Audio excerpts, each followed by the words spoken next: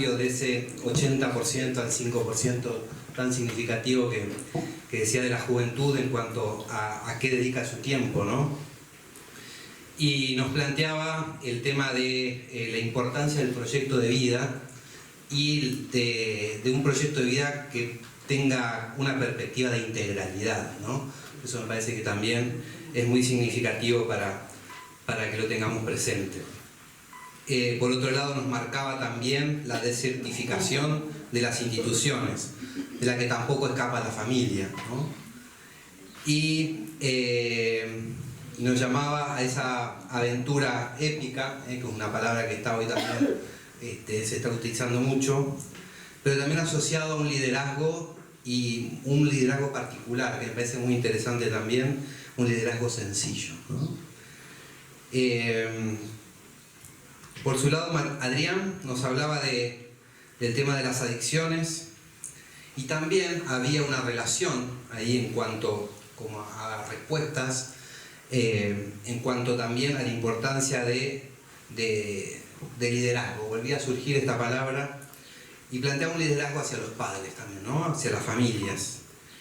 Y también me quedo con este planteo de Antesta, por ahí nos lo decían los otros días en una nota que nos hacían a miembros del Ateneo con respecto al título de este encuentro de adicciones. Y bueno, uno puede pensar también que, nos decía la periodista, como una palabra fuerte, ¿no? Y nos podríamos enredar en una cierta negatividad y en unas ciertas cuestiones oscuras, pero también Adrián nos planteaba, y Paola por supuesto ahora también, de que son momentos de oportunidad, ¿no? Que son momentos para repensar y ver cómo de una manera positiva podemos dar respuesta, porque las hay, las hay. Y nos planteaba distintos tips, como bueno, el family time y un montón de cosas que seguramente fueron tomando nota como ideas para llevarse a este encuentro.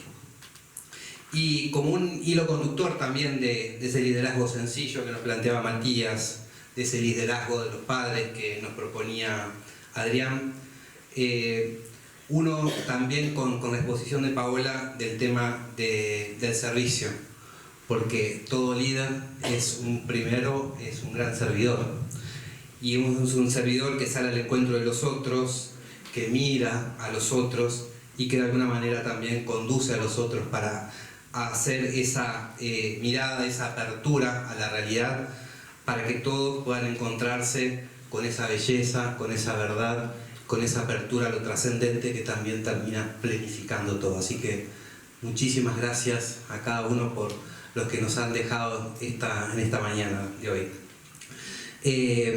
Nos han tirado muchas ideas, nos han planteado, y hago una primera pregunta y después las abro a todas las que quieran hacer ustedes.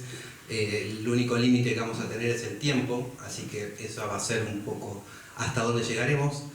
Pero, ¿qué les parece que, porque hablamos mucho de prevención, ¿no? Pero en un instante anterior, y los otros días también decíamos, bueno, a lo mejor muchos de los que estamos acá no estamos inmersos en una situación típicamente de adicciones como por ahí nos fueron planteando, nos fueron contando ustedes desde su experiencia. Pero sí nos puede pasar que un amigo, decíamos, el amigo de uno de nuestros hijos, o algún conocido, compañero, porque no la puede estar atravesando. Entonces, ¿qué les parece qué es lo que no hay que hacer en cuanto a, para un mejor abordaje, para una mejor llegada, en cuanto a acompañar una situación de estas? Habla primero de que quiera. Yo, perdón, de cara rota nomás, porque no soy nada experta, pero yo creo que lo primero que hay que hacer como familia, si se trata de un amigo de nuestros hijos, es rechazarlo, porque uno cree que va a contagiar. Yo creo que digamos, el crecimiento verdadero es que nuestros hijos se responsabilicen y que busquen, si hay que buscar un profesional que intervenga.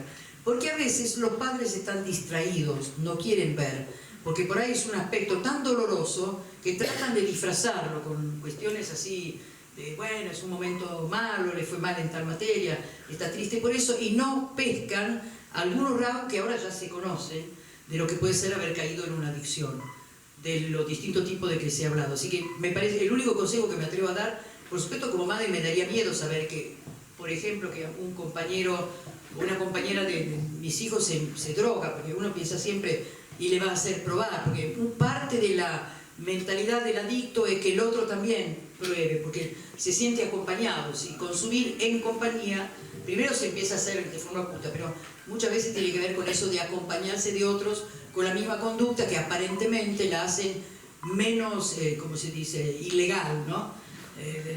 No pasa nada, se repite mucho eso. Entonces, si fuera madre me daría un poco de miedo, pero es un miedo que debería soportar, porque el crecimiento de todos los chicos, no solamente de los míos, es algo que como adulta me importa. Bueno, ahora ya soy abuela, me importa también como abuela. Gracias. ¿Qué quieres? Toma, Es difícil responder por la negativa, pero yo creo que no hay que desestimar cuestiones que son muy relevantes, como la puesta de límites, creer que, bueno, a veces creer que esto a nosotros no nos va a pasar, o sentirnos afuera del problema. Estos problemas son sistémicos, de lo familiar y de lo social. Siempre estamos inmersos en el problema, de alguna manera u otra, ¿no? No hay que desestimar, ¿no? Y me parece que respecto de las adicciones es muy importante trabajar profundamente en todo lo que hace a los límites. No hay que pensar que, bueno, esto lo dejamos para mañana, ¿no? Estoy cansado. Me parece que el tema de los límites, el tema de la autoestima, como decía Paola, ¿no? Hay cuestiones sencillas que por ahí nosotros las desestimamos o las damos por sentadas, ¿no? Bueno, sí, él sabe que lo quiero, ¿no? Pero Goethe decía una cosa a mí que es muy grabada, una frase de Goethe que decía: una cosa es amar y otra cosa es sentirse amado, ¿no? Una diferencia bastante importante, ¿no? Entonces, trabajar en hacer sentir amado a una persona, ¿no? Y estas cuestiones que son de uno necesitan de la información del otro. Hay un profesor muy interesante que en un videíto señalaba, cuando hablaba de la autoestima, decía: si vos descubrís que tu hijo es bueno atornillando una mesa, esperalo todos los días con el destornillador, ¿no? Entonces, estas cosas que a veces son sencillas, ¿viste? Uno las va desestimando, ¿no? O las da por hecho. Bueno, él sabe que lo quiero, ¿no? Parece que en eso está bueno hacernos algunos replanteos. Pues hay un montón de cuestiones más profundas, ¿no? Creo que una de las cosas que no hay que hacer es no involucrarse, ¿no? Parece que eso es complejo, ¿no? Hay que involucrarse, y sobre todo lo que no hay que hacer es mandar mensajes permanentemente positivos, negativos, que tienen un alto impacto en nuestros hijos, ¿no? Nada va a cambiar, todos los políticos son un desastre, no te metas en esto, este país es inviable. Yo estoy muy enojado con eso, estoy muy enojado conmigo. Durante muchos años me pasé diciendo esto, ¿no? Es muy contradictorio con mis propios valores. Yo realmente creo que las cosas pueden cambiar, si no, no estaría acá.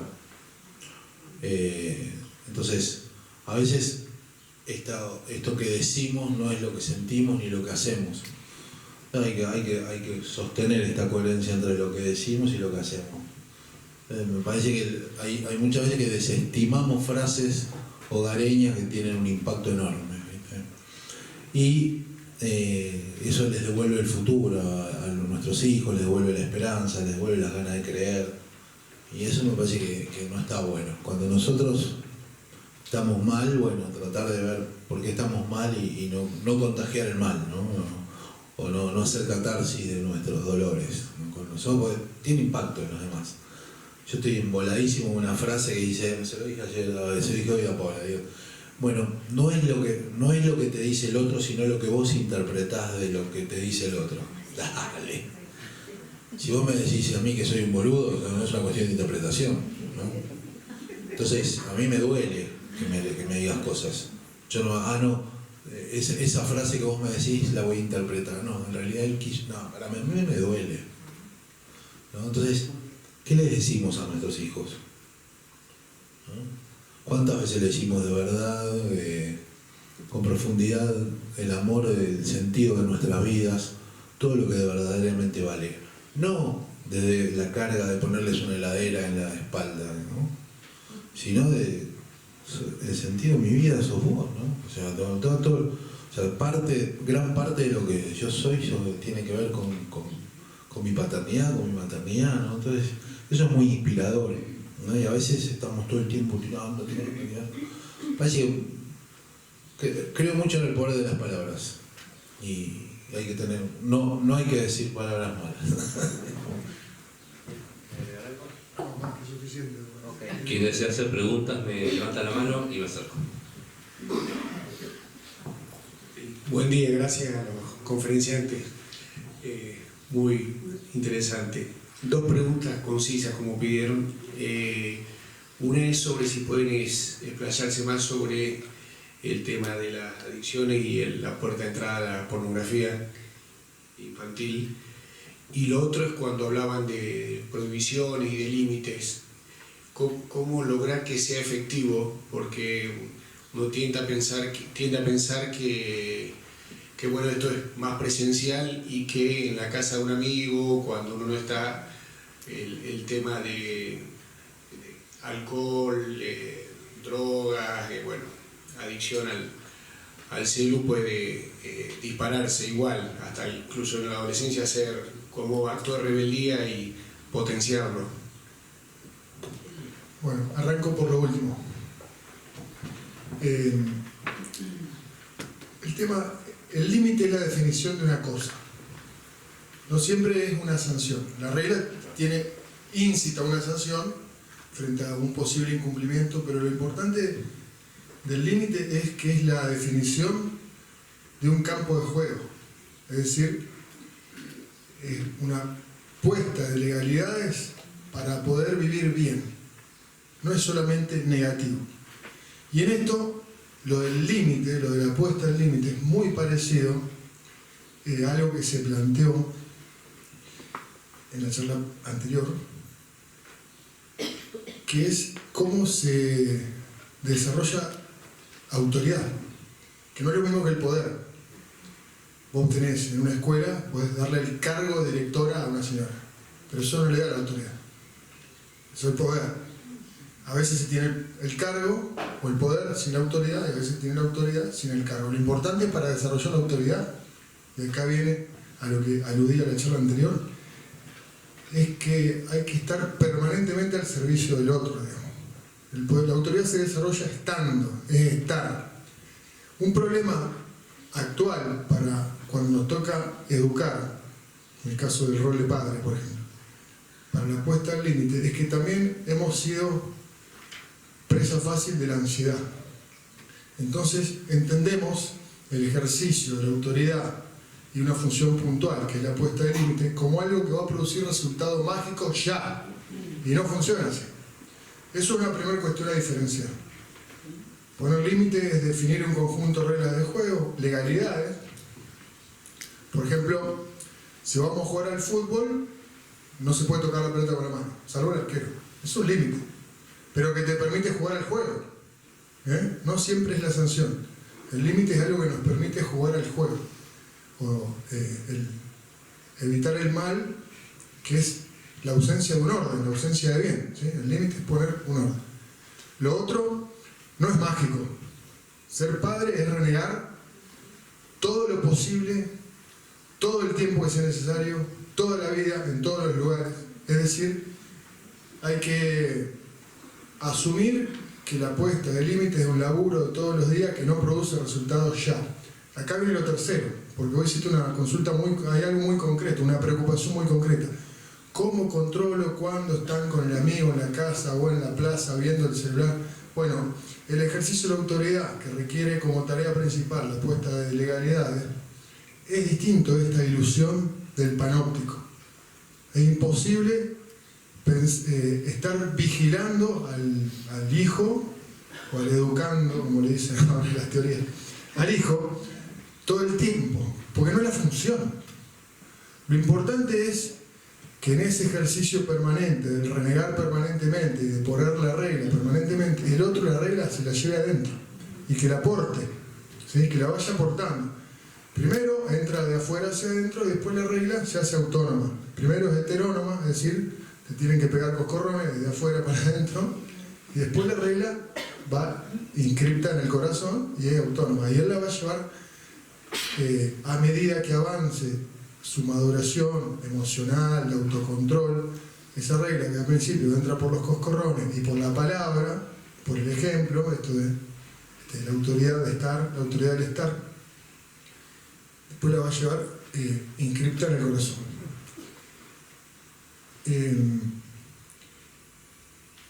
Hoy el problema está no en detenernos solamente en los peligros o en las cosas que hacen mal, que a veces logran captar permanentemente nuestra atención: la marihuana, la pornografía, la ludopatía. Eso es una parte del análisis. Para eso hay que tomar conciencia de que se requiere un abordaje específico y no tener vergüenza de asumir el problema y el conflicto y recurrir a los profesionales. Pero el 99% del trabajo de educación y puesta al límite es de la formación por la vía de la positiva. Hay una escuela, no importa, un autor inglés, que se llama estrategia de aproximación indirecta a esto. Vos te podés chocar con el enemigo de frente, como hace a lo mejor la escuela alemana de la guerra, y hay otra escuela que dice, mira, te podés chocar de frente, pero también podés buscar por la vía indirecta. Y entonces, si vos no te enfocás necesariamente en el tema de la marihuana, en el tema de la pornografía y en el tema del celular, a eso tenés que tratarlo, poner el límite, sancionarlo y derivarlo a profesionales. Lo importante es todo el tiempo que vos estés con tus hijos promoviendo toda esa otra actividad que le va a ocupar el lugar a aquello otro que no queremos que forme parte de su vida cotidiana, ¿sí? Un poco se habló hoy con suficiente dedicación este enfoque. No hay que ser especialista, para eso está el psiquiatra, el psicólogo, la psicopedagoga, y hacen su abordaje específico en el marco específico donde trabajan. Lo que vos tenés que entender como padre es dormir 8 horas, desayunar ciertas cosas, ir al colegio, traer la libreta en ciertas condiciones, almorzar en ciertas condiciones, terminar la tarea, volver al club, volver a la tardecita, hacer algún balance del día en familia, bañarse, cenar y acostarse. Parece fácil, pero lo que parece una simplificación. Pero en Argentina nos han bombardeado con una idea de que la tarea no pasa por acá durante 40 años. Entonces hemos defeccionado, hemos delegado, algunos neurólogos que están estudiando este problema de la inteligencia artificial, sobre todo, hablan de una doble delegación. En realidad hablan de una, yo le agrego una segunda. Hablan de una primera delegación, que es aquello que debería hacer el niño para resolver una raíz cuadrada, lo delegan en el celu. Entonces hay un conjunto de reacciones que las estructuras neurológicas se deben dar para realizar ese tipo de operaciones, que son las que permiten, a través de esas conexiones, que las estructuras se desarrollen. Si yo ese trabajo lo delego en el aparato, esa necesidad de resolver el problema cumpliendo una función que termina generando estructuras no aparece y las estructuras no se desarrollan nunca. Entonces se atrofia el pensamiento. Esa es una primera delegación. Pero hay una segunda delegación. Hemos delegado la tarea de transmitir los contenidos ordenadores, es decir, las legalidades, la puesta de límite, que es la identidad, la puesta de límite, en las redes sociales. Entonces nos hemos corrido de ese lugar. Y el ordenamiento que se debe producir en un emplazamiento concreto lo hemos delegado en la virtualidad. Es una doble delegación, es una defección. Volviendo al punto, la puesta de límites, el ejercicio de autoridad, tiene una parte, podríamos decir negativa, que es estas cosas no se pueden hacer, pero siempre la regla tiene que ser habilitante.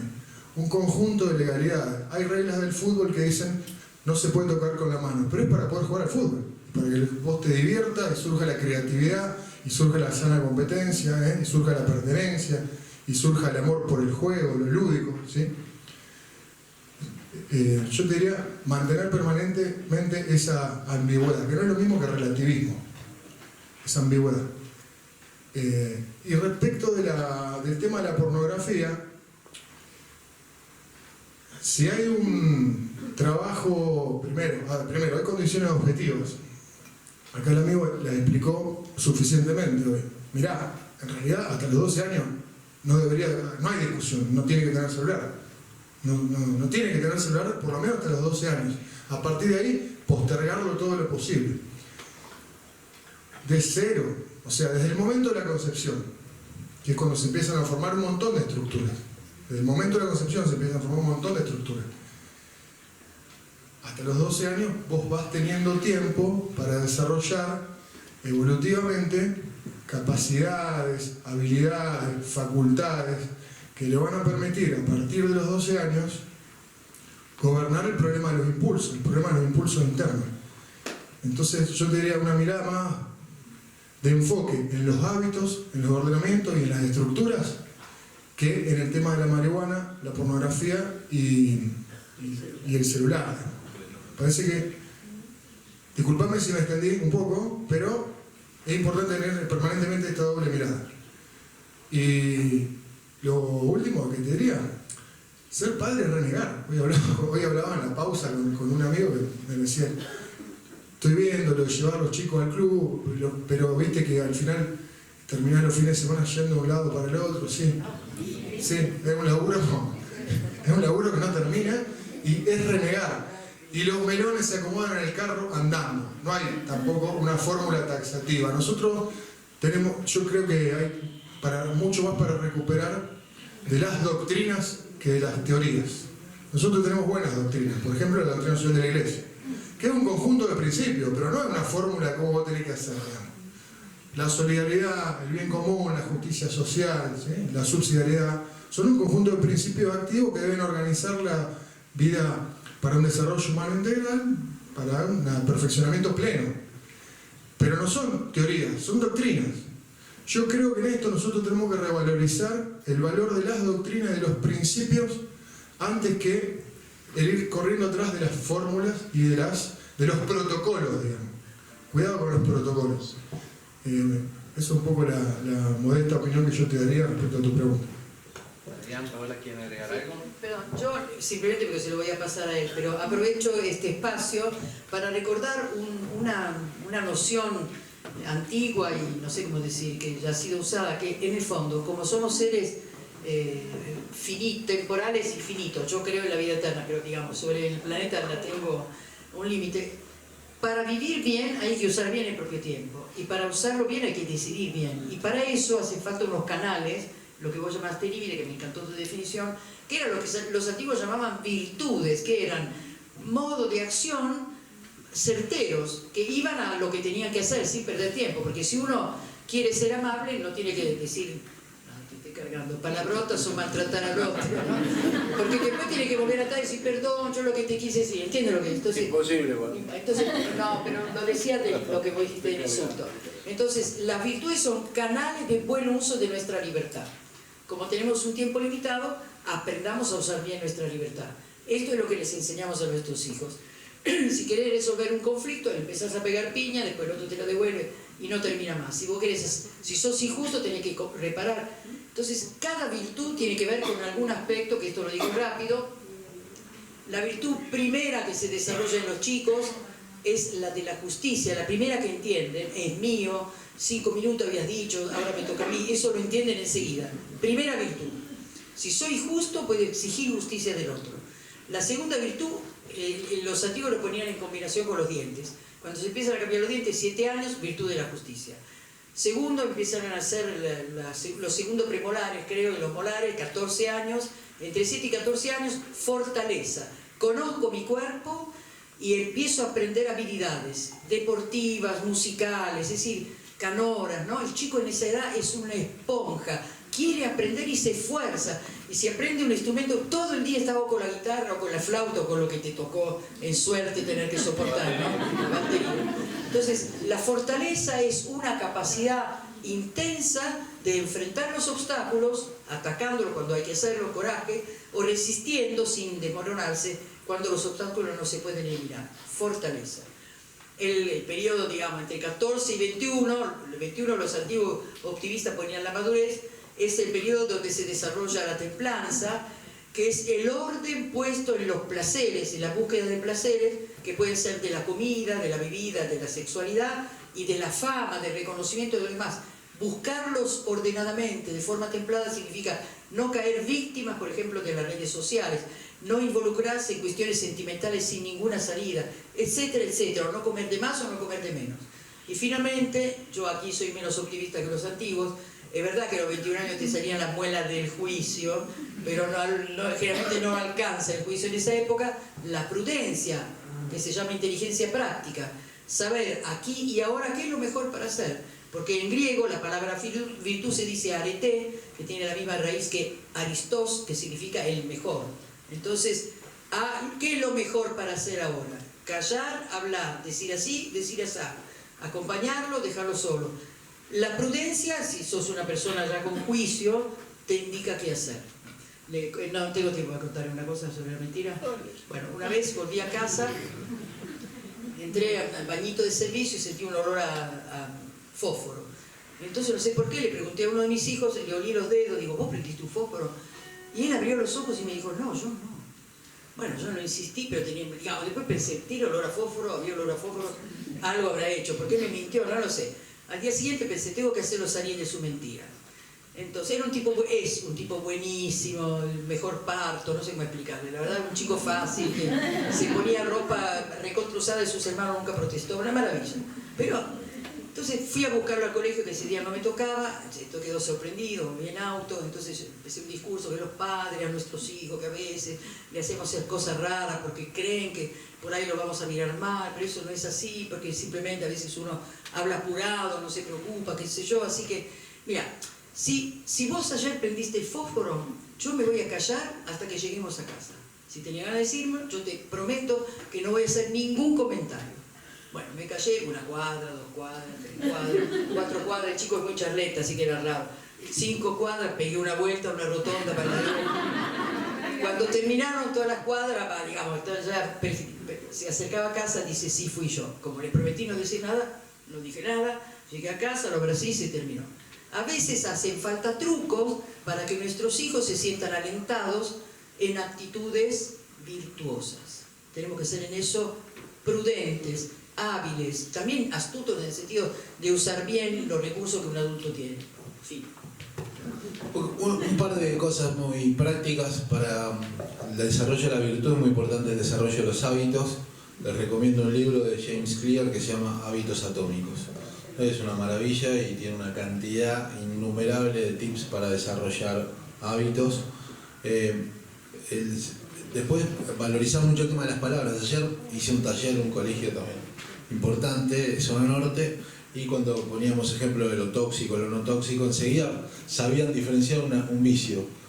Bueno, y el hábito positivo sostenido en el tiempo, y no podían decir virtud. O sea, Es una palabra pasada. Es una palabra que casi inexistente. Y en la medida que esas palabras dejan de existir en nuestro vocabulario, dejan de existir en nuestro pensamiento y por lo tanto dejamos de actuar, ¿sí?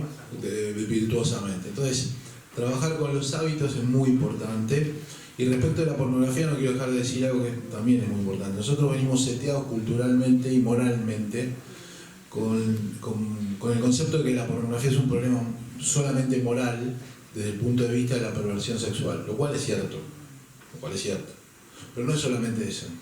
Además es un demoledor de nuestro sistema nervioso central, particularmente del lóbulo frontal, ¿sí? ¿Y esto qué hace? Hace que genere desregulación de nuestras emociones e impulsos, ¿sí? Los niños altos consumidores de pornografía infantil son niños con problemas de regulación de sus emociones y de sus impulsos, por ende son altamente probables violentos, por no decir futuros violadores. Si ustedes toman digamos, las características de un violador, pueden decir altos consumidores de pornografía, en su gran mayoría abusados en alguna oportunidad y sumamente violentos, ¿sí? Entonces, cuando un chico ve mucha pornografía, no solamente entra en un área moral y de perversión sexual, sino que también se está produciendo un daño físico que produce daños a futuro irreversibles. ¿Hay una pregunta? Una cosita más, y es un demoledor, una agregada, y es un demoledor de la tasa de natalidad de la Argentina. Está vinculada, se está estudiando en todo el mundo. La pornografía está incidiendo en la baja del deseo por la evacuación inmediata que supone en la práctica hedonista individual, y está incidiendo en la posibilidad de recuperar la tasa de natalidad de la Argentina. La única posibilidad de que la Argentina tenga destino es desarrollándose. Tienen que nacer más argentinos. Así que también atención a eso, que es un elemento a tener en cuenta, claro, que es de orden geopolítico o soberano, si quieren. Sí, estratégico. ¿Hay una pregunta? Perdón, gracias a todos porque es realmente muy valioso. Desde la experiencia de ustedes, ¿cómo, y desde lo positivo, cómo trabajan las instituciones educativas, si es posible, el tema de las agresiones con que se tratan los alumnos? La forma agresiva en que se trata. A ver, yo en ese periodo tan especial que yo dije que era como un deporte extremo, que fueron 3 o 4 años de clase a chicos de entre 11 y 13 años, teníamos muchos casos de bullying, agresiones físicas o verbales, ridiculizaciones, chicos dejados de lado. Entonces decidimos durante una semana dedicarnos exclusivamente a eso, con algunas ideas. Una era que no funcionó tan bien, era una buena idea, pero no funcionó tan bien, que era como un dibujo cooperativo donde uno sabía que había que dibujar un grupo, le tenía que decir al otro más arriba, más abajo, pero eso resultó engorroso, era una buena idea que no funcionó. Lo que sí funcionó, que los grupos contrapuestos se interpretaran cruzados, el grupo A hacía de grupo B. Entonces se reían todos porque lo ridiculizaban, pero después eran a su vez ridiculizados y en un tiempo dejaron de agredirse, porque eso nunca es para siempre. Y la otra cosa, que los chicos buscaran a alguien que hablara de él, a un amigo que dijera, vos sos así. Y me acuerdo que uno tenía que decir algo de sí mismo y su amigo lo completaba. Uno habló y dijo, no sé qué decir de mí. Digo, soy pálido, me dicen Drácula. Pero este chico era tan seguro, es verdad. Entonces, a partir de ese momento, de hecho no me puedo olvidar, tenía una cara como triangular, que se veía unas venas, muy pálido, qué sé yo. Pero a él le decían Drácula y a él le encantaba tener una, no sé cómo decir, una fama dentro de su grupo. En cambio, algunos se agredieron físicamente, lastimándose inclusive, y entonces ahí hubo toda una intervención, digamos, lógica, y le pusieron en esa época amonestaciones, le pusieron 24 a cada una, que significa estornudar fuerte y te echamos. Era el último año, así que les importaba mucho que no los echaran. Un padre le tiró a su hijo del lugar y el otro padre no. Entonces el chico estaba como almidonado en el aula, casi no se movía. Le cuento esto solo para que se rían. Un día entro y encuentro un tanto así de hojas, toda fotocopiada con la cara de un profesor que le habían hecho el pelo largo y habían puesto Miguel, el ángel tropical. Se llamaba Miguel Ángel. Lo había hecho como bailantero, ¿no? Pero un tanto así habrá sido una resma entera. Entonces yo vi que el chico, almidonado, se la pasa rápidamente al de al lado. Entonces yo digo, ¿qué son estas hojas? ¿De dónde las sacaron? No, porque tengo un primo que tiene una fotocopia. Bueno, Tony, las historias. Digo, bueno, todo esto se lo contás al director. Yo me imaginé que iban a embanderar el colegio con la foto. Le pusieron amonestaciones al chico. Viene la madre y dice, él no lo hizo fulano. Y yo le dije, señora, yo lo sé que lo hizo fulano, pero menganito está con la soga al cuello. Y a partir del sacrificio de su hijo, que pagó 5 amonestaciones este gesto, no le puedo decir sus acciones como se llevaron en el grupo. Ahora es el santo de la terza pi, ¿no? Porque el chico pudo terminar con sus compañeros. Entonces a veces uno interviene inteligentemente, con astucia, preguntando, a veces aceptando, como en este caso, el héroe que se sacrifica por todos, digamos, asume la negatividad, porque también eso es un aprendizaje. Yo puedo querer salvar a uno bancándome 5 amonestaciones, creo que le pusieron, pero la madre decía, no tenía ni una. Y señora, ¿quién le va a preguntar a su hijo cuando se reciba si tuvo amonestaciones? No es importante. Sí le van a preguntar qué tal te portaste cuando podrías haber ayudado a uno. Y él va a poder decir, yo le salvé la vida, ¿no? En fin, quiero decir, los chicos también son capaces de hechos, de actos heroicos, de donación de sí. Es el adulto que vigila, que tiene que ayudarlos a que eso ocurra. Porque si somos los guardianes, a veces se portan como los presos, que cuando no los miran se agreden, ¿no? Como presos, quiero decir, no los presos. En este sentido me gustaría complementar lo que dice Paola, que no tiene que... Yo creo que la educación se debe un profundo debate respecto de sus currículas escolares, que no solo son vetustas, sino que no tienen ningún tipo de sentido para los chicos de hoy. Enseñamos contenidos antiguos para niños que piensan de manera distinta y que tienen una formación hasta cerebral diferente. Con lo cual muchos de los problemas que se generan de violencia dentro de la escuela tienen una raíz en el desinterés de lo que están viviendo. Es más divertido pegarle al otro que estar escuchando matemáticas del siglo pasado. Por eso creo que lo que dice Paola no pueden ser episodios que dependan de la capacidad creativa solamente de un docente, que puede estar atento, que puede ser piola, que puede aprovechar una oportunidad disruptiva para transformarla en una transformación positiva, sino que debe ser parte de la currícula escolar. Creo que hoy hay que desarrollar todo lo que es el sistema de las habilidades sociales en los chicos. Creo que hay que trabajar en el cambio de las currículas y empezar a entender que nuestros jóvenes necesitan mucho más contenido en cuanto al desarrollo de cómo me relaciono con el otro, de cómo interpreto al mundo, de cómo vivo las experiencias del mundo, que seguir estudiando los ríos de Eurasia. ¿Sí? Que me parece no solo una pérdida de tiempo, sino hoy casi una aberración, ¿no? Sí, entonces creo que hay que trabajar mucho en esto. Me parece que nos debemos un debate de contenidos, de lo que significa el aprovechar el proceso de aprendizaje y trabajar mucho más en lo que hace a las áreas de las habilidades sociales, que están muy abandonadas o que son muy periféricas. Por ejemplo, el caso de Finlandia, que tanto nos gusta hablar de Finlandia y la educación, una de las cosas que produjeron la baja de la tasa de suicidios en los países nórdicos fue cuando descubrieron lo importante que era trabajar al servicio del otro. Entonces empezaron a desarrollar programas en las escuelas están abiertas los sábados, y empezaron a aprovechar programas escolares sostenidos y sistemáticos como parte de la currícula, no como parte de un profesor héroe que los sacaba a hacer cosas, ¿sí? Como parte de la currícula escolar de servicio a los demás. Entonces se dieron cuenta que el servicio a los demás era algo altamente motivador y es uno de los indicadores, es larguísimo el tema, pero es uno de los indicadores más importantes que tuvo Finlandia para bajar la tasa de suicidio. Sí, algo respecto a la educación. Esto es, yo planteo una hipótesis en base a una observación. Yo creo que en rigor actualmente no estamos viviendo las dificultades, o algunos dicen el fracaso, de una educación tradicional. Yo lo que observo es que estamos viviendo las dificultades o el fracaso de una importación de otro modelo, que es el intento de sustitución de la educación anterior.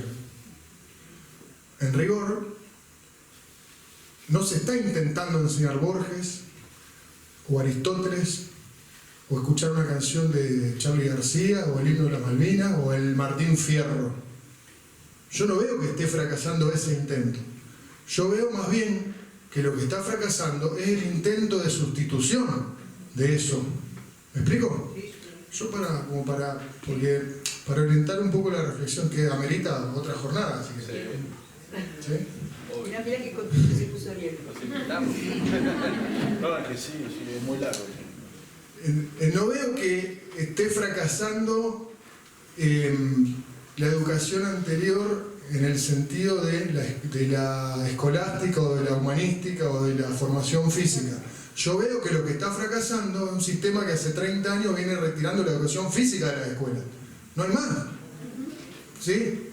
Es una reflexión personal en base a una observación de lo que creo que estoy viendo. No, está medido. En la ciudad de Buenos Aires, la tasa de educación física de las escuelas es vergonzosa. Es vergonzoso. Yo eso lo medí, me tocó como funcionario del gobierno de la ciudad. En su momento hicimos una medición, lo tuvimos que hacer para las competencias de, ¿cómo se llama? Las Olimpiadas de la Juventud. Para las Olimpiadas de la Juventud tuvimos que hacer un informe, y cuando nos encontramos con la cantidad de horas que los chicos practicaban deporte en las escuelas públicas versus la cantidad para el aprendizaje formal, el pibe sentado en la clase, atado, escuchando al profesor repetir fórmulas vacías, realmente era dramático. Entonces, creo que los pueblos no quieren volver para atrás, no se puede ser retrógrado en esto, pero ojo con mal entender la dialéctica entre las cosas que sí tienen que permanecer vivas de nuestras tradiciones, que son los elementos antropológicos universales, y algunas son propias de la Argentina. Entonces, lo que creo que vivimos, el fracaso del intento de sustitución de aquellos elementos que nosotros deberíamos afirmar siempre. Eso. Gracias. Acá hay una pregunta. Muy buenos los conferencistas. Quería hacer dos preguntas que están relacionadas. Porque por ahí es muy difícil para los padres ver cómo limitar la tecnología. A mí me pasó con mi primer hijo. Yo soy de las que por ahí le quiero sacar directamente y esconder el celular y sacar la tecnología. Y a veces genera del otro lado agresividad y enojo. Entonces, y por otro lado, después descubrí el Family Link, eso que le pones un horario y que se le apaga el celular, y ya no soy yo la que le saco, sino que el aparato se apaga solo. Entonces, ¿cuál es la mejor forma de limitar la tecnología? Entiendo esto hasta los 12, es medio difícil, pues tengo uno de 13 y otro de 10 y 17 y estoy resistiendo, con un padre bastante tecnológico. Pero ¿cuál es la mejor forma, digamos, de limitar sin que genere agresividad por parte del niño? ¿Y qué acuerdos podemos hacer los padres para que eso sea efectivo? Coincido totalmente que el tema del deporte es fundamental. Yo trato de sacarlo de deporte y que estén fuera de casa para que no tengan tanta tecnología, pero bueno, ¿cómo hacer para limitar el tiempo y que sea efectivo y que tampoco genere agresividad y que los chicos lo vean de otra manera? Es difícil, muy desafiante también, pero bueno, esa herramienta que nos permita ayudar. Mira, yo tengo una frase que si te sirve, vos me parece que más que una pregunta estás pidiendo un milagro, pero entendiendo a dónde vas, quiero decirte algo con profunda convicción. No le tengamos miedo al conflicto, digamos. Yo creo leer, y lo hago con mucho respeto, y por favor corregime porque no tendría ningún problema. Creo leer que de alguna manera en el trasfondo de tu pregunta es cómo hago para ponerle límites sin tener conflicto. Y eso es imposible. Eso es imposible. Es decir, ¿sabes por qué? Porque el conflicto tiene una fundamentación también muy valiosa en orden a la superación. Tiene una mala fama el conflicto que genera la puesta de límites. Es decir, cuando vos le retirás el celular a tu hijo y tu hijo te mira diciendo sos la peor madre del mundo, ¿sí? Eso es un momento que le permite a tu hijo superar una instancia que es un entrenamiento para la vida. Porque va a haber muchas personas que le digan que no. El jefe le va a decir que no a un proyecto, la novia le va a decir que no a propuestas, los amigos le van a decir que no. Y ese entrenamiento lo tiene que tener en tu casa, porque si no, vos lo mandás sin gimnasio emocional, lo mandás a practicar judo y a la primer toma lo ponen en el piso. ¿Entendés? Entonces, no le tengas miedo al conflicto. Muy importante el acuerdo con el padre, muy importante. Esto no es una tarea de la madre bruja y el padre simpático, ¿sí? O el padre tecnológico. Ya que estamos, le damos. Ya que no vino al Congreso, le damos. Está grabado. Me parece. Y no importa. ¿Cómo se llama? Martín. Martín, tenés que venir al curso. Porque ahí me parece que es muy importante más el acuerdo de complementariedad en la educación que lo que te vaya a pasar o no con tu hijo. No te olvides, la educación no es una foto, es una película. ¿sí? La foto a veces sale mal, ¿viste? Ahí con los ojos colorados, vos te pusiste linda, así, ¿no? Ay, mira, la foto salió pésima, porque justo te agarraron así, ¿viste? La foto no es la película. La película es el resultado final de un montón de fotos que por momentos salen los ojos colorados e incluso algunas oscuras. Esos son esos momentos de conflicto donde vos te sentís la peor madre del mundo, tu hijo no está de acuerdo con muchas de tus decisiones, pero vos tenés que confiar, ¿sí? La confianza en los valores es fiarnos del futuro también, ¿no? Entonces, digamos, si yo estoy convencido de que esto es lo mejor para vos, lo voy a hacer, ¿sí? Lo voy a hacer. Yo estoy convencido de que esto es lo mejor para vos. Y en esa confianza es donde el amor de verdad, el amor verdadero, el amor incondicional es el que triunfa. Porque en el fondo, tu hijo lo que va a decir es: mi madre me ama porque me cuida y me protege y quiere lo mejor para mí. Va a pasar después. A los 30 años. Sí, en general sucede, en general, como decía mi papá, sucede cuando vos sos padre y decís: la verdad que en esto tenía razón mi viejo. En general no nos enteramos de eso, pero apostarle a los valores y apostarle a la confianza de lo que para tu familia y para tu relación matrimonial y para lo que está dentro de tu casa es valioso. Apostarle a eso. Ahora te pregunto, ¿qué nos pasó como sociedad? Digamos que antes un padre te manejaba simplemente con decirte no, mirarte, y era suficiente.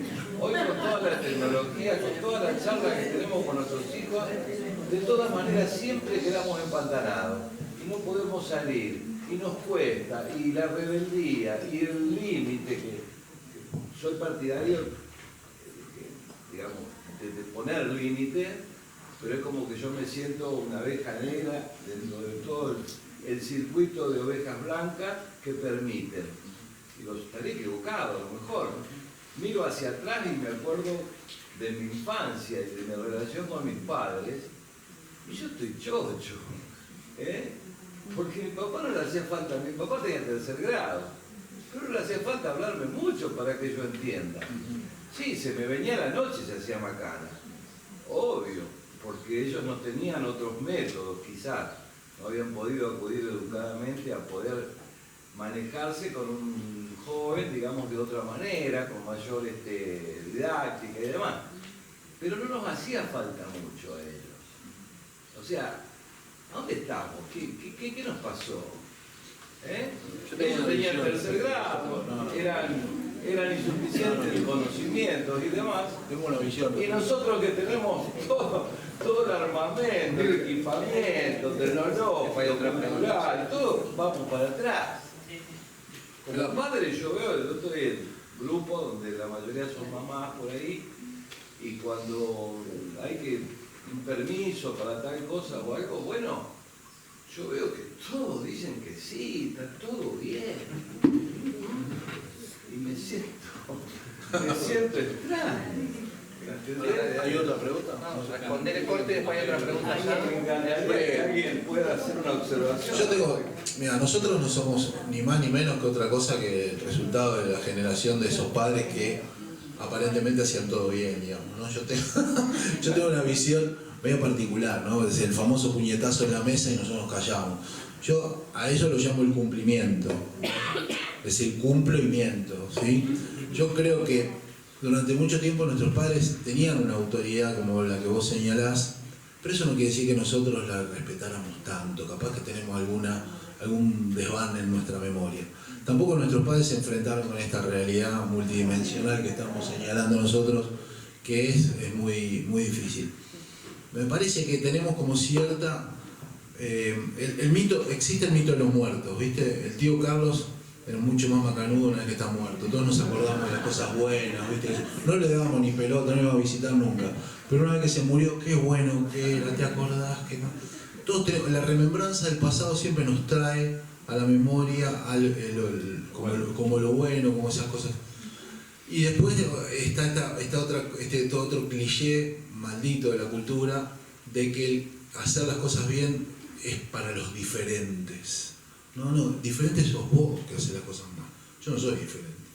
¿No? Entonces, entendamos que lo que hacemos acorde a nuestras propias convicciones, a nuestros valores, es verdaderamente lo que nos va a llevar a algún destino. Y bueno, y tendremos que aprender a convivir con estas diferencias. ¿Hacer la pregunta? Hola. Bueno, antes que nada, gracias por la conferencia. La verdad que me anoté un montón de preguntas. Como dijo Matías, meritaría otra reunión para dedicarlo. Pero bueno, voy con la, creo que es la más concreta y fácil de responder. ¿Cuál consideran que hoy es, de todas las adicciones que nombraron, la más crítica para los adolescentes? Bueno, no sé que todas son malas, pero... No se puede contestar porque depende de cada chico, ¿no? Es decir, lo grave es la adicción, por lo tanto la pérdida de libertad. Entonces, de acuerdo al grado de pérdida de libertad, uno diría esta es más grave. Y en una es más grave una, es más grave otra. Así que yo, por lo menos yo no te puedo contestar. Pero me tiento para contestarle, ¿cómo se llama? ¿Cómo es tu nombre? A Juan. Siempre la cultura cambia de una generación a otra. Generalmente da la impresión que la siguiente cambió más, pero la anterior también. Si yo miro la relación de mis padres con sus padres, nunca hubiera querido tener una paternidad de ese tipo, ¿no? Me parece que ellos fueron mejores. Y nosotros, pero yo soy mayor que vos claramente, nosotros sabemos más cosas de la educación de los hijos de las que sabían nuestros padres. Así que cambió. Puede ser que sea más horizontal la relación, pero también podría ser más rica si no perdemos el rumbo. Es decir, lo horizontal no quita que nosotros somos el padre, la madre, el adulto a cargo, digamos, ¿no?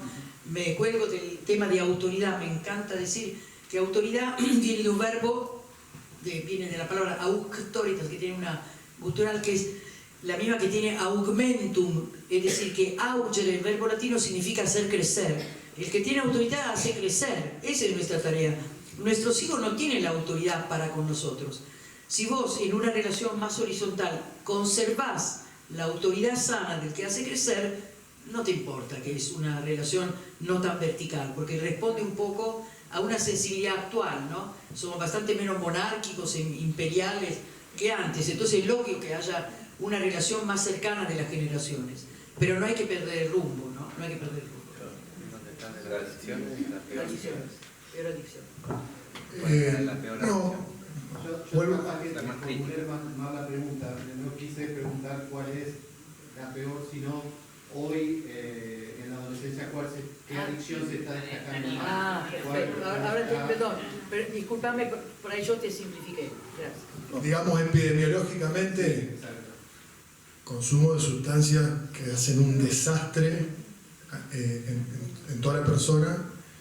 En niños, empieza a haber consumo de cocaína en niños, acá en Santa Fe, sí, de pasta, de cocaína, en Santa Fe. Y lo otro, la tecnología desde bebé. Yo te diría, desde el punto de vista epidemiológico, como cuadro a detectar, eso. Ahora, vuelvo por la vía de la positiva, desde el punto de vista de los elementos comportamentales, donde nosotros podemos participar activamente en la co-creación de un orden sano, lo que hay que atacar es la no actividad y la soledad, el solipsismo. El principal enemigo de la reconstrucción de la Argentina es el individualismo y la compulsión materialista, el consumismo. Todo lo que sea participación directa nuestra en la organización del bien común, donde los chicos tengan lugares donde participar, servir, tener un sentido, eso es todo a favor. Y la cultura nuestra nos provee de esas instituciones. Los finlandeses tienen sus instituciones, el Japón tiene otras. El deporte norteamericano es un deporte más de universidades y de franquicias. La historia nuestra, la historia criolla y la argentina, tiene a mano un conjunto de instituciones donde nosotros ya sabemos que podemos resolver estos elementos, estos enemigos principales. Entonces, volviendo a también la pregunta del amigo anterior, hay algunos que tienen una lectura de un proceso de negatividad inexorable de Occidente, una decadencia de Occidente, que sería inexorable según ellos, pero es la lectura de algunos del norte, digamos. de una Europa gastada, de decenas de siglos. Nosotros tuvimos un papa que habló de América como el continente de la esperanza. Nosotros estamos viviendo otro ciclo. Entonces, no tengamos miradas pesimistas de por qué estamos, porque estamos mal, pero esto no es inexorable, porque es un proceso de algunas décadas. Si uno tiene una lectura de la historia, en realidad nos permite pensar de otra manera nuestro destino. Los cristianos, un flaco, digamos, con 12 atorrantes, tardaron solo 300 años en persuadir al Imperio Romano de que tenían que hacerse cristianos. Declararon oficial la religión cristiana. ¿Sí? Y eso fue un proceso hecho sin parar todo el tiempo, en todo lugar. Esto del liderazgo sencillo y en pequeño, en el microproceso, que terminó generando una transformación para siempre, digamos. Pero requiere otra conciencia del tiempo, Es como decía acá el amigo, no es la suma, la película no es una suma de fotos, hay que tener otra conciencia del tiempo. Yo te diría, lo que más daño está haciendo, y hay que ser claro, no se puede ser relativista en esto, la droga y la tecnología hace un desastre en los niños. Chao, no discutamos, no nos comamos el verso. Pero seamos astutos y amorosos y persuasivos en la manera de intervenir. Lo que nosotros podemos organizar, el laburo de las adicciones, están los profesionales para trabajar. Lo que nosotros sí podemos organizar desde el punto de vista de donde la familia participa es en esto de que es de San Agustín, el mal como ausencia de bien. Ese mal nos va a ocupar el lugar si nosotros no organizamos lo que tenemos que organizar, que es la vida de los niños. Desayunar, ir a la escuela, volver, morfar, hacer la tarea, ir al club, venir cansado, bañarse, charlar con la familia y a dormir. Si nosotros podemos organizar eso, familia, club, parroquia y algunas instituciones más, la cosa es esperanzadora. Muy bien. ¿Nos quedamos sin tiempo? Sí, creo que sí.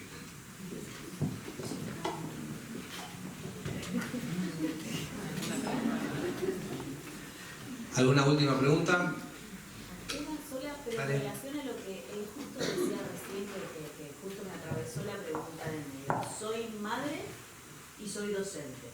Estoy rodeada hace 17 años de adolescentes y estoy con niños. En esto que planteás, lo que veo es una tremenda incoherencia dentro de las instituciones con una necesidad urgente de acuerdos, porque en la escuela primaria las tareas se siguen siendo a través de dispositivos digitales.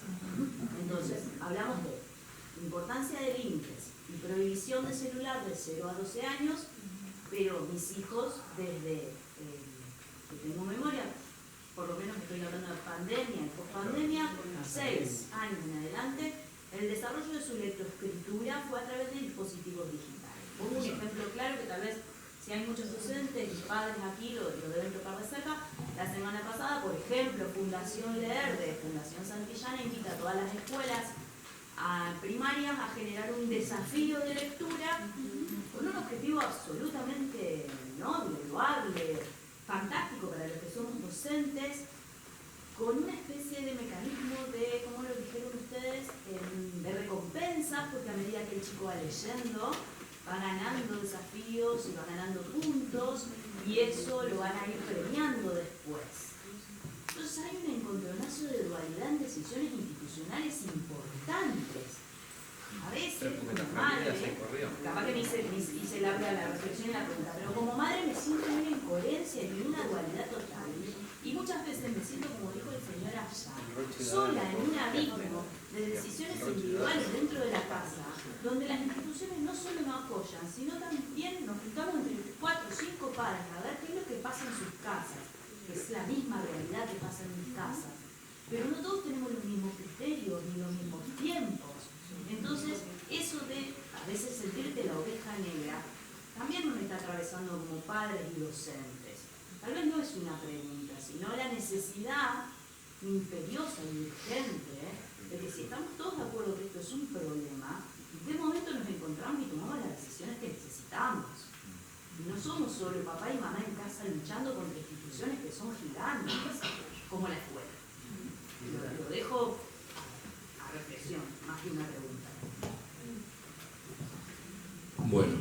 muchas gracias. Es una excelente reflexión, y una excelente confesión también, y con que todos se encuentran. Esto da para mucho más, ¿no? Un comentario. Hoy yo creo que hice referencia a esto del cabildo. Viste que se dejó de hablar de comunidad educativa y se habla de escuela. Eso te deja sola. Cuando vos vas a la escuela, la directora, las maestras, esto de la soledad surge permanentemente. Porque está como Tupac Amaru, tironeada entre los padres, la supervisora, el programa, los chicos, el centro estudiante, el gremio, ¿sí? Y la maestra está ahí tironeada. Esto también es consecuencia de una manera en la que se han planteado las cosas en estos años, y es imposible avanzar sin algún nivel de coherencia entre los adultos de las instituciones, no solo de la escuela. Porque si no hay coherencia, el proceso se hace inconducible. Solamente se puede conducir lo que es orgánico, lo que tiene una unidad de concepción. No se puede conducir lo que es inorgánico.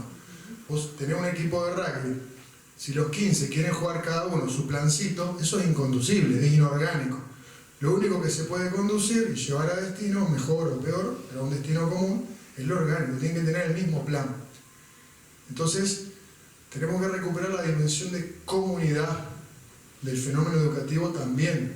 Los padres tenemos que participar del proyecto educativo, somos parte del proyecto educativo. El lenguaje, los valores, los métodos, hay que, en esto tenemos una democracia impostada, digamos, que reduce la participación al ámbito de los partidos y al hecho electoral, ¿sí? Y a la acción del Estado, y debemos recuperar una democracia más orgánica, más directa, de alta intensidad, digamos, no de baja intensidad. Tenemos que participar en la base, familia, escuela, club, parroquia, centro de salud. La Argentina puede avanzar en eso porque están dadas, hay buenas condiciones. Hace 20 años había bastante confusión en relación a la marihuana, por ejemplo. Hoy siguen intentando sembrar confusión desde algunas universidades, medios de comunicación, pero si vos vas a los barrios de Formosa, Tierra del Fuego, y de la cordillera al Atlántico, yo te aseguro que hay algo de recorrido. Todas las mamás en todos los barrios tienen claro que la droga hace mal, por ejemplo. Entonces no estamos en tan malas condiciones. Hay que ver que esto es conflicto, o sea, hay un conflicto que hay que asumirlo. No hay que el método no es sembrar más conflicto. Esto de el hombre como lobo del hombre no ha reportado beneficios en la historia, tampoco la lucha la lucha de sectores sociales. El amor entre los hombres va a reportar mayores beneficios y en menos tiempo que la siembra del rencor. Y nosotros tenemos buenas condiciones, nuestra cultura tiene las instituciones y hay una creciente toma de conciencia respecto de estas cosas. Insisto, hoy es sábado y somos más de 100 personas acá trabajando en esto. Así que, pero el camino hay que trabajar, hay que vencer resistencia. Ahí preguntaba la mamá, la verdad que es renegar, porque la realidad implica una inercia, hay una regla física en la realidad que se traslada al plano moral. Y el valor, no tenemos que pensarlo como algo abstracto, es un universal, pero no tenemos que pensarlo como una abstracción. El valor implica una energía, hay que moverse. Para vencer resistencia hay que moverse. Y el conflicto hay que asumirlo como parte de la realidad. Pero hay que trabajar políticamente en el mejor sentido de la palabra, las relaciones por el bien común. Y recrear ese órgano de participación que es la comunidad.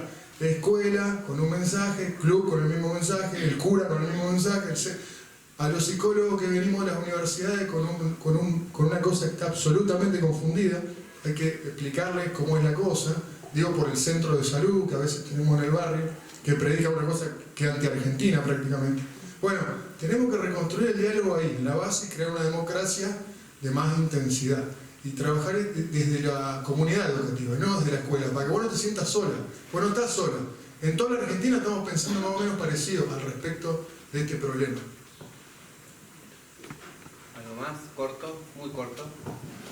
Se pasa el asado. Corto va a ser. Este es un encuentro de familias. Yo no puedo dejar de decir que la familia es la unidad preventiva más poderosa que existe para muchos males sociales.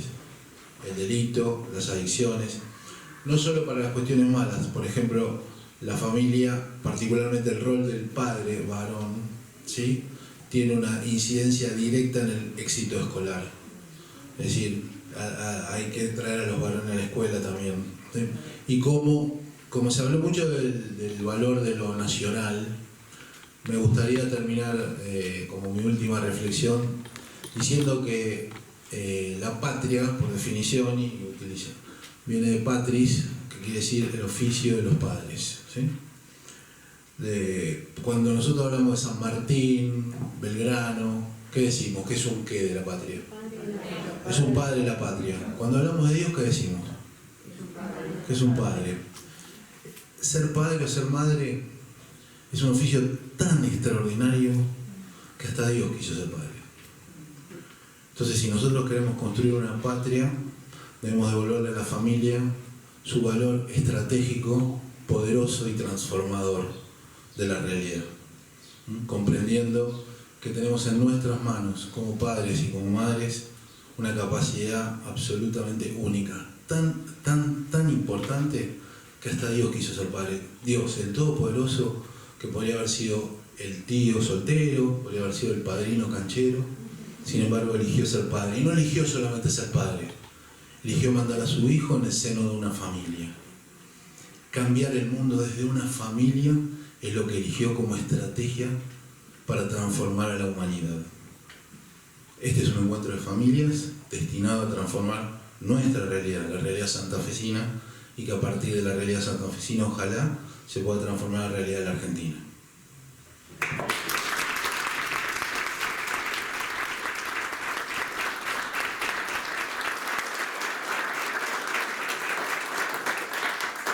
Queremos agradecer en nombre del Ateneo de Cultura a todos ustedes que participaron de este encuentro por el tiempo que nos dedicaron, a los disertantes también, por supuesto, a los auspiciantes que acompañan al Ateneo de Cultura y hicieron posible la realización de esta jornada: Capital Constructora, Integral Inversiones, Castelar Hotel Chateau, Brufau Sanitarios, Malmö Panaderías, Tregar, Zapatería Carlitos, Automóvil Club Argentino.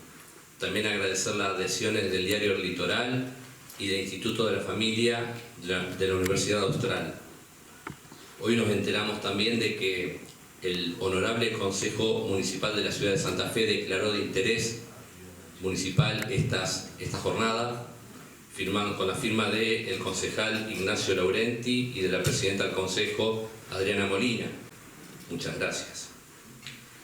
Por supuesto, a las autoridades y directivos y personal del Colegio Inmaculada que nos prestaron las instalaciones, al ingeniero Guillermo de Palma, su rector, que nos facilitan este lugar ya por segundo año consecutivo.